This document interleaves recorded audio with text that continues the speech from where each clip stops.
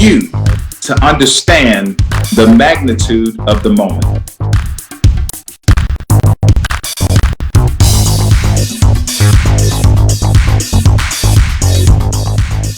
One of the things we're trying to accomplish is building relationships with our allies and partners so we can turn logistics into a strategic deterrent.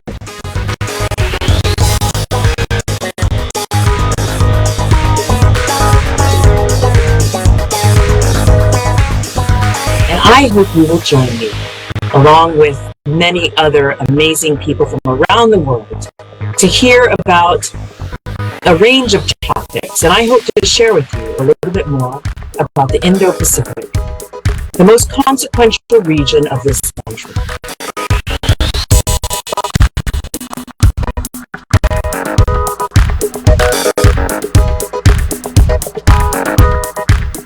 It's an honor to partner with the Air Force Culture and Language Center and attend the 8th Annual LREC. We will use their expertise and wisdom and combine it with the magic of our airmen.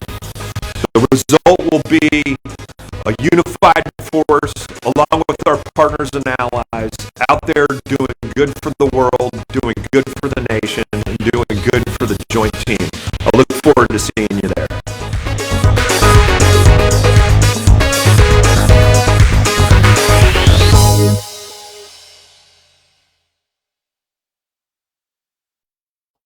Hello everyone, my name is Lori Quiller, and thank you for joining us for the Air Force Culture and Language Center's Facebook Live for November.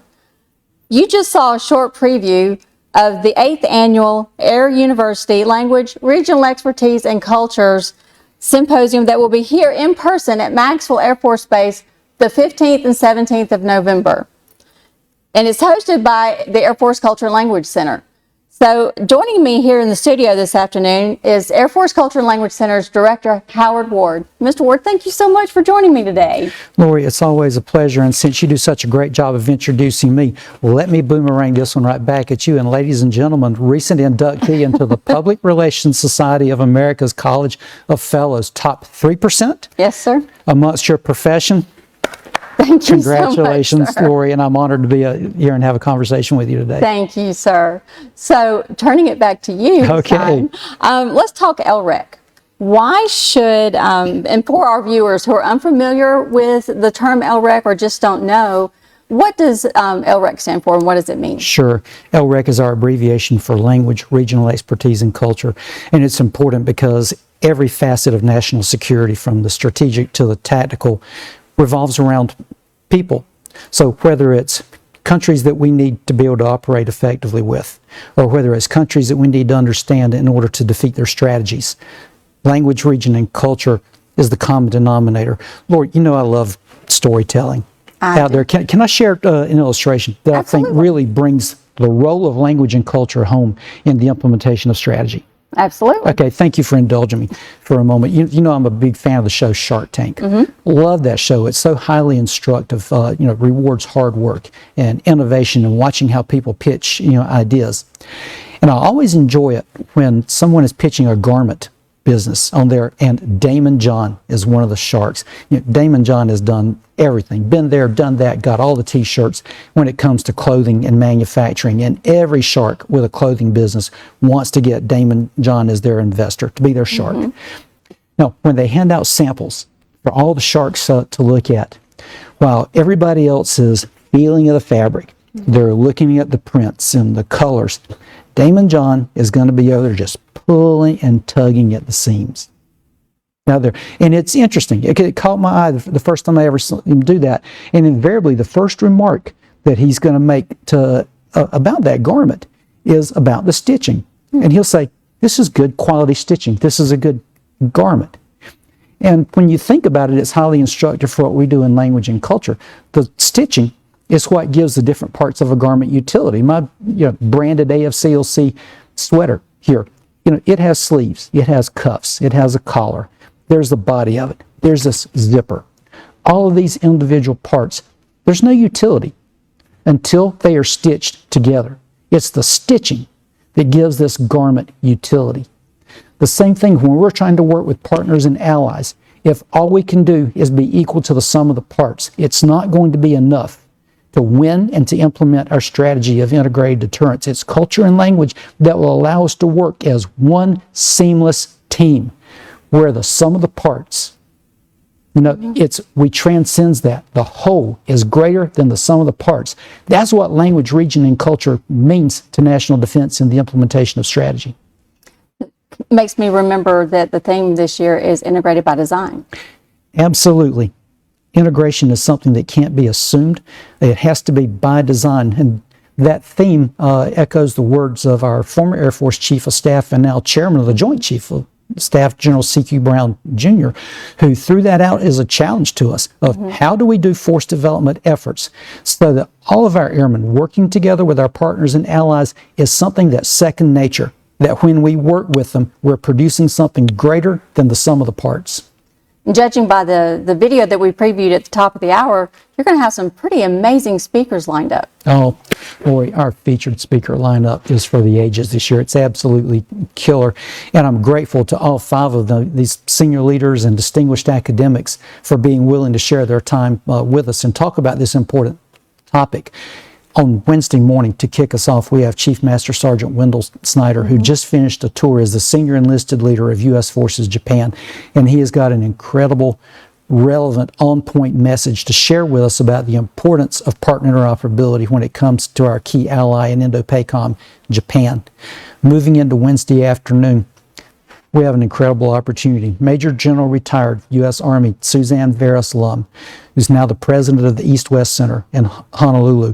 Her perspective is unmatched as a senior military leader, have lots of experience in diplomacy, and now working in academia.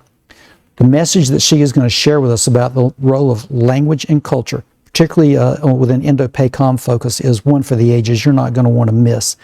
And it doesn't let off any when we roll into Thursday. To kick us off on Thursday morning, we have Major General Air Force Linda Hurry, the Air Force's senior logistician, who is going to be on the stage to not only just to share a message, but to give a clarion call to our community.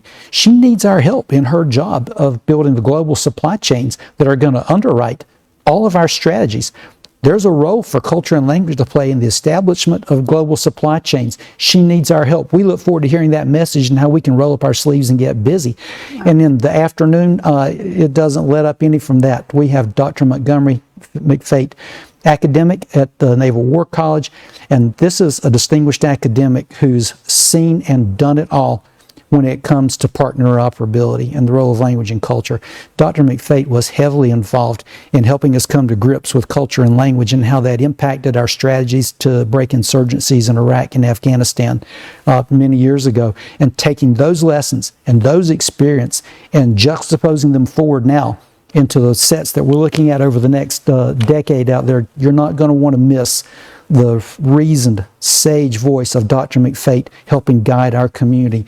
And then Friday morning, Lori, if you're running behind, don't worry about making a stop to get your cup of coffee, because we've got all the jolt you're going to need on the stage Friday morning with General Mike Minahan, the commander of Air Mobility Command.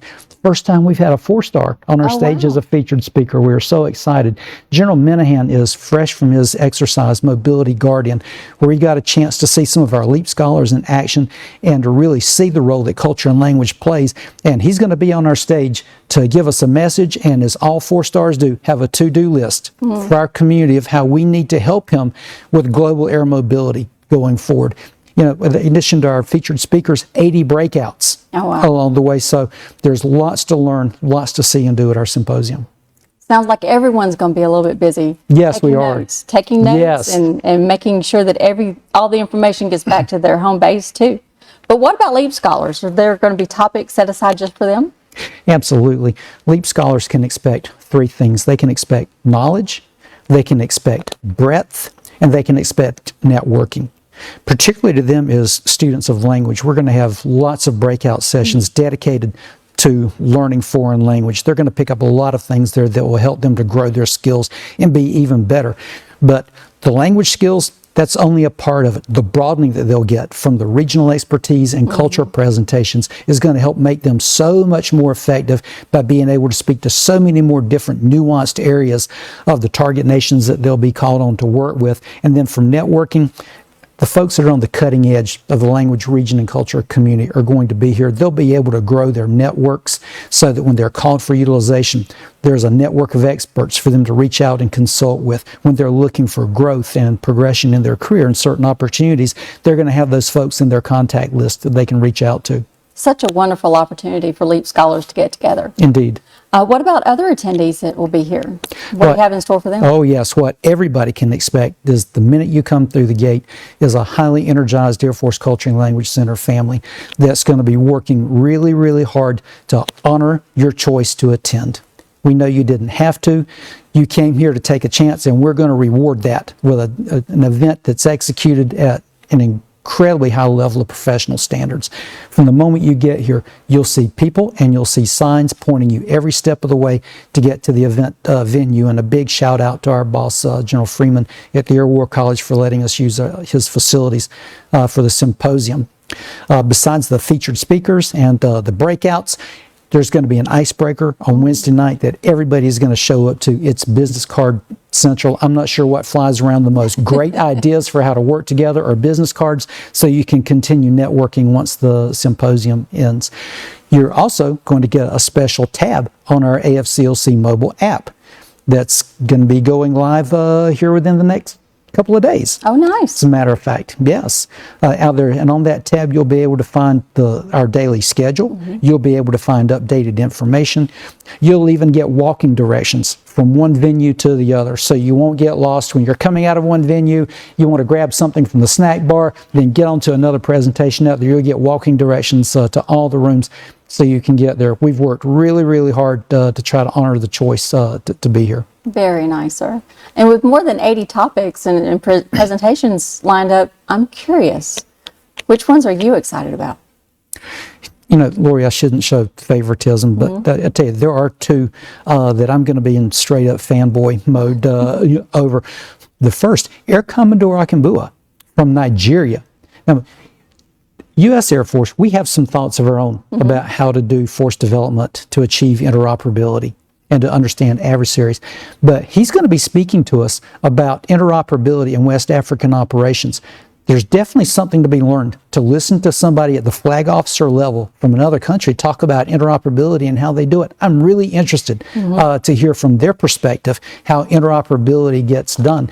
And I'm also looking forward to a presentation from our own Dr. Angel Kachadorian, who has a pitch called War is an Act of Culture.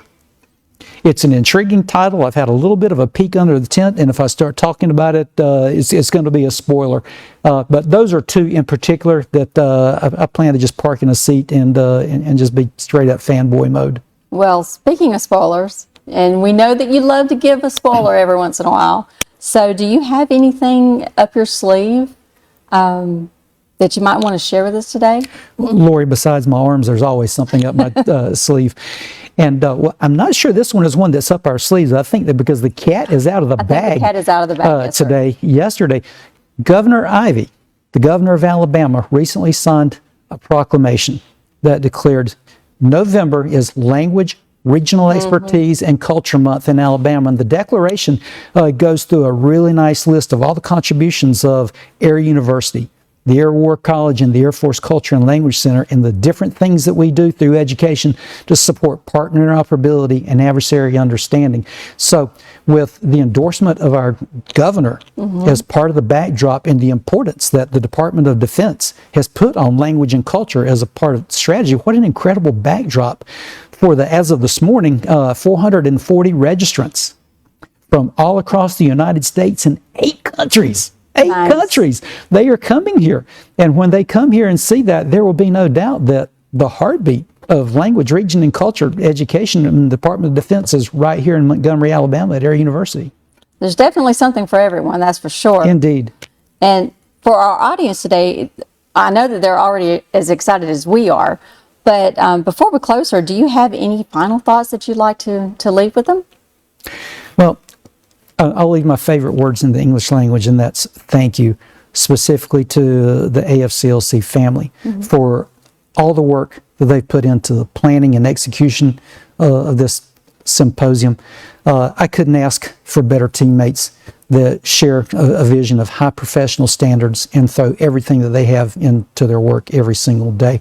Everybody in the center has been a part of planning and getting ready for the symposium out there. This is an all-hands event, but some folks in particular I'd like to give a shout out to, starting with Mr. Riley Hunt, who is our lead planner for the event. A huge shout out to Ms. Jessica Carroll, who is our hospitality coordinator and just throws 100% into this. You can't help but feel welcome when you see the things that Jessica is doing for hospitality.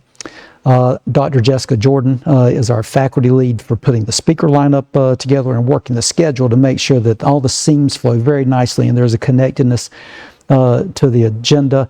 Mr. Jeff Robinson, who pours heart and soul into the logistics of making sure that it all flows and everything works to get you into the first event and get you taken care of here. Ms. Robin Hunter, who's doing the facilitator training for all the facilitators in our breakouts. And last but not least, the heart and soul of AFCLC, Mr. Greg Day, who's the executive director of our symposium. It's the people at AFCLC that make these programs, sizzle. So grateful to these and all of our teammates for the work that we're going to do to put on a world-class event. Thank you so much, sir, for being here with me today. Pleasure. And if you would like to register for the AU LREC Symposium, registration is still ongoing. You can go to our website and just click the registration tab and it'll take you just a second, or you can search for AFCLC on your social media and click the tab. But I'm sorry. Special thanks to our guest here this month, Mr. Les Fineff, who is hosting us in AU TV and AUPA for allowing us to have time in the studio this month, and Ms. Michaela McCurry, my outreach partner, for all that she does behind the scenes to make sure that we can bring our broadcast to you. And for those of you who have joined us for this very special edition of the AU LREC Symposium edition of the AFCLC TV, and remember, we are AFCLC. Show them the fellow's pin.